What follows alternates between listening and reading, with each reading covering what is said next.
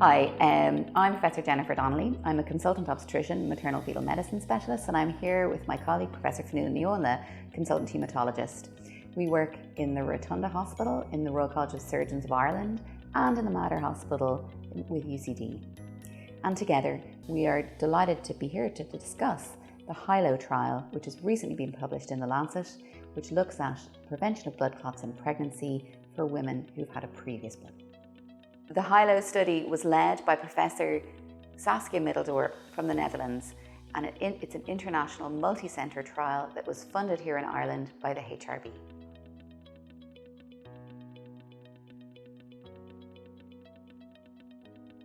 Venous thromboembolism, or dangerous blood clots in the veins, can affect anyone. What it means is a blood clot in the veins of the legs, called a deep vein thrombosis, or one in the chest called a pulmonary embolism.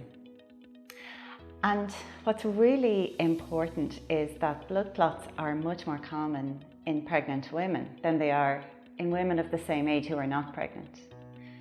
And tragically, venous thromboembolism is still the most important cause of tragically women dying in childbirth or after childbirth as a cause of the pregnancy itself.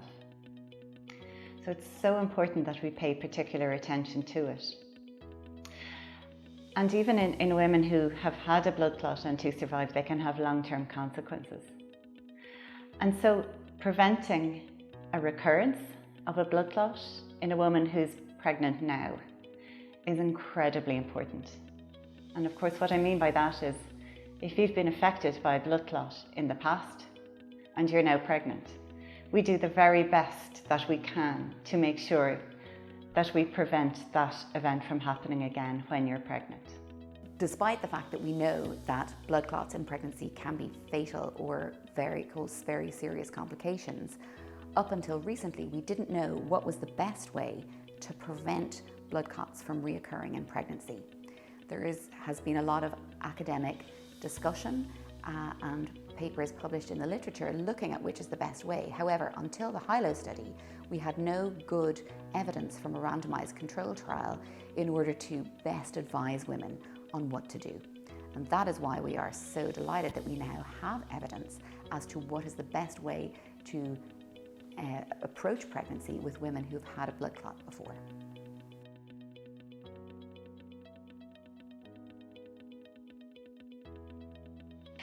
A randomised control trial is the highest level of evidence from a clinical trial that we possibly can have. Sometimes in a randomised control trial, where people are randomly given usually one of two different treatments, sometimes the identity of each treatment is unknown to the person getting the treatment and to the person prescribing the treatment. In Highlow, this wasn't possible, and it wouldn't have been ethical because the amount of blood thinner in each part of the trial had to be known in order that we could take best care of the women who were participating.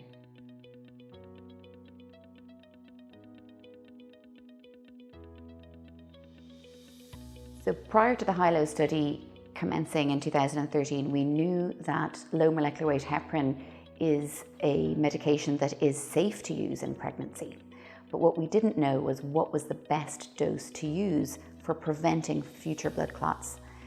And there are many guidelines that guide clinical practice, and some of them were at odds to decide which was the best dose because the evidence wasn't there. And that's what the Highlow study set out to do, to try and answer the question, which dose is best at preventing blood clots in pregnancy. So we knew that low molecular weight heparin was safe, and we knew that it could be used for both prevention and treatment of blood clots in pregnancy, but we didn't know which was the best dose, which was safest to prevent blood clots returning, but also wasn't associated with an increased risk to the woman from bleeding, which could be a side effect from the medication.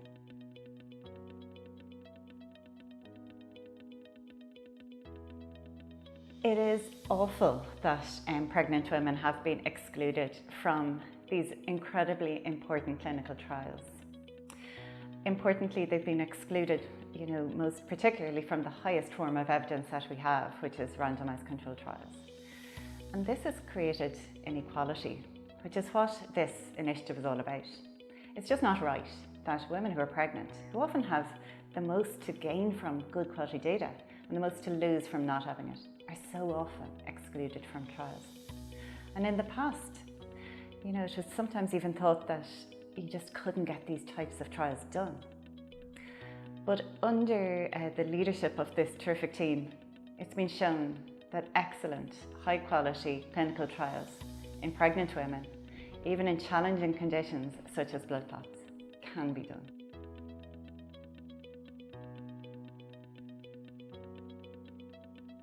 Without doubt, they're critical. This study could not have been done without cooperation and coordination. I would really like to point out the great leadership shown by Professor Saskia Middeldorp in the Netherlands, who has been driving women-focused research for many, many years to try and answer some of these questions and inequalities. And her leadership brought a wide group of people together across nations, across academic sites, in order to try and improve care for women. And that has proven to be critical. We have the science backup, the hematology backup, the understanding of the obstetric changes. We've had radiology input, and of course women themselves centrally. And so this has really been critical to getting this study done.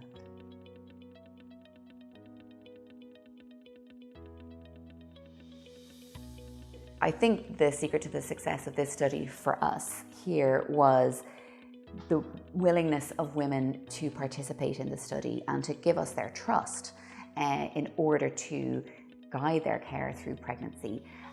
We were very fortunate to have an excellent clinical team here where we work closely together between obstetrics and hematology with women attending the service to make a plan that's safe for them.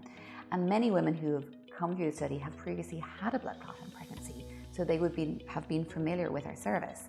And then when they came back into a next pregnancy, which was fraught with worry for them in many cases, they knew they wanted to do the best in order to get the answers that they needed to keep themselves and their babies safe. So I think teamwork, communication, and the trust of women attending the hospital was key to our success. I couldn't agree more, Professor Donnelly. The second thing that was so instrumental in the success of Highlow, I think, both nationally and internationally, was leadership. And we had the great honour of working under the absolutely outstanding leadership of Professor Saskia Middeldorp in the Netherlands. And through her immense efforts, the entire multidisciplinary international team made this trial a success and delivered the results for the benefit of our women. Secondly, I'd like to acknowledge the leadership of yourself, of my colleague, Professor Jennifer Donnelly, who led the study here at the Rotunda Hospital, and without whose involvement in this study and in excellent world-class care for pregnant women in general, this study would not have been possible.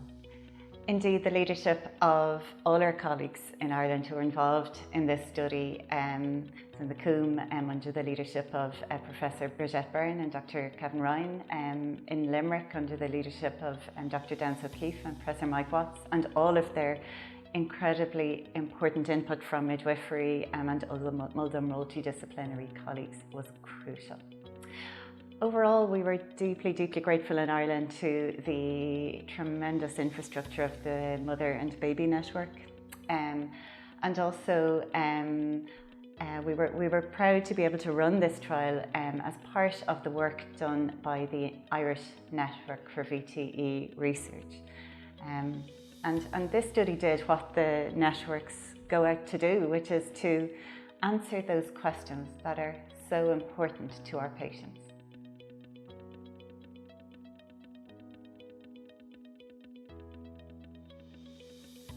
Every important trial has challenges. We were deeply grateful to the Health Research Board of Ireland, who funded the Irish arm of this study. 1 in 10 women who participated in this study came from clinics in Ireland. And this funding and the determination to help fund pregnancy important clinical trials really addressed a huge number of our challenges. We will always be grateful for that funding. through that funding and through conducting this trial and making it a reality, a lot of firsts were seen for us. So as a team, we I think have developed now in Ireland the tools and the capability to set forward now and answer similar questions in the future. We had to navigate a number of huge challenges: regulatory, contractual, negotiation with new legislation, and the GDPR legislation came to pass while we were conducting our trial. And we, through the team, through your leadership, Professor Donnelly, we succeeded in navigating these challenges. And we learned a lot.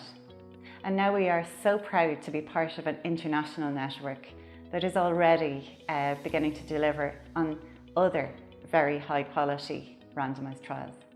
So as Professor Fionnuala has said, I mean, the regulatory challenges, which has made us stronger actually in terms of negotiating them across national borders, throughout in the EU and outside. It was challenging, but definitely worthwhile. And although things it sometimes seem to move slowly, ultimately they made the study better. And I think a lot of that is as well is to do with the support that we've had from our academic infrastructure, and we're really grateful for that.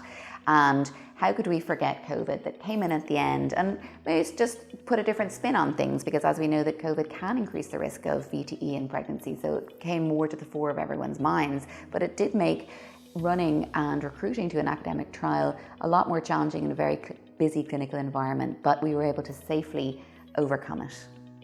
And of course, finally, we are deeply grateful to the Royal College of Surgeons in Ireland for their leadership in putting together a truly phenomenal team that helped us to run this trial in Ireland for the benefit of our patients. We couldn't have done it without them. Highlow has been a very long gestation, and through that, a number of really key people we've worked with here in the RCSI Rotunda, and I'd really particularly like to thank Dr. Liz Tully, Alma O'Reilly, Lucy Murphy in the RCSI team in the Mother and Baby Network, who were just fantastic support to us throughout getting set up, negotiating all of the challenges that we've mentioned.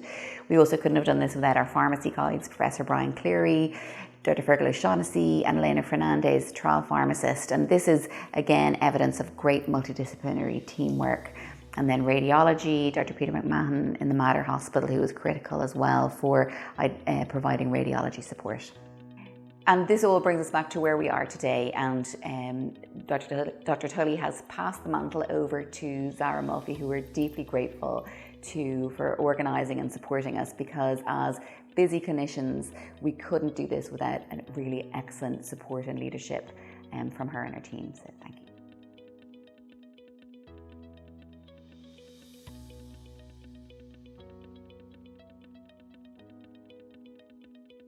This is a groundbreaking study. I would really like to re-emphasise the importance of this for the care of pregnant women. We now have excellent, high-quality evidence as to the best way of preventing blood clots in pregnant women during and shortly after pregnancy. This study will influence guidelines and therefore has the potential to touch the lives of women and their families around the world.